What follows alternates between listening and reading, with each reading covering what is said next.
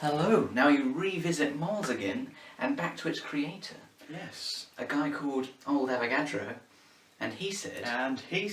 Oh.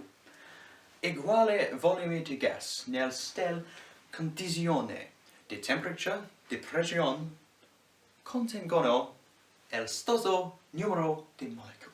Ah, very good. Now, our friend Wayne just said there was for equal volumes of gas under the same conditions of pressure and temperature have the same number of molecules. I know you spoke Italian. Oh, it's a new hobby of mine. Oh, I like it. So, what does this really mean? Well, it means we're applying moles equations, but now we're properly applying it to gases. Yeah. And gases are a bit more jazzy. Yes, they have their own little equation. We mentioned before, we have the equation, and don't forget it, it's useful. N equals mass Over MR. over MR. And we said if we knew the moles of gas in this room, say, we know the MR of, say, CO2 or oxygen or whatever you're trying to find out, Then we we could can find work out the mass. But the mass isn't that handy by itself. And you often can't just say, oh, there's this many moles, because why would you, or how could you? So we have our own little equations. So, our equation involves volume, Yes? and it involves moles, and it involves A number. a number. And that number is for room temperature and pressure. It's a constant for all of the equations. Yeah. So, if you know the moles, you can work out the volume, and if you know the volume, you can work out the moles, except you can do neither unless I write it up in the correct form. So, the number is the same number, but at different orders. Most of the time, we're dealing with decimeters, and then you'll have it as 24, like Wayne wrote there, Decimeters cubed. which is volume. But sometimes you work in centimeters cubed, which is the same as millimeters if you're in liquids. And then you'd have to use 24,000, because that's the difference between the decimeters and the centimeters cubed. So it all depends on what your volume's in. Because this can change, you can just put 3 O's on the end of it to change it. Yeah. If you know your volume is in centimetres, you can either convert your volume and divide it by 1,000 Get and then to divide by decimeters. 24, or you can keep it in centimetres cubed. And times 24 by 1,000.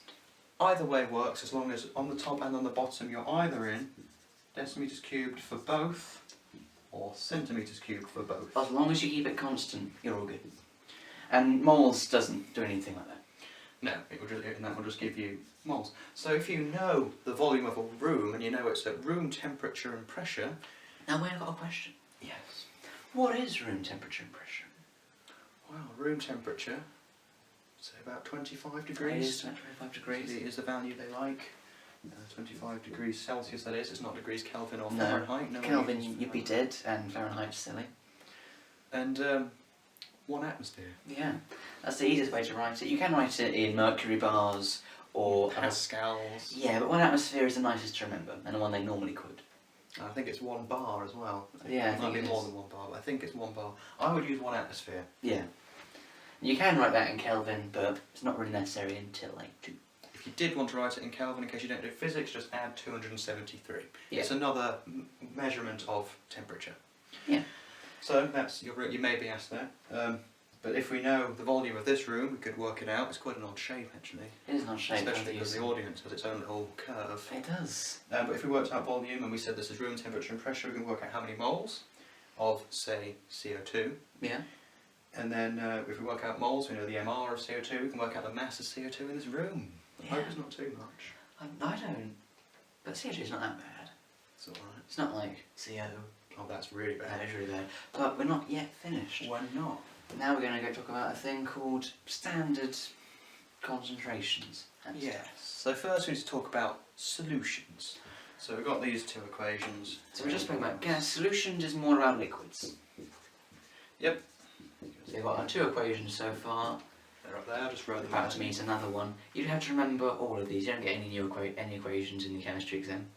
No, I don't think you do have anything at all. So, the equation is moles equals CV, C times V. And what is C? C is concentration, V is the same as before, volume.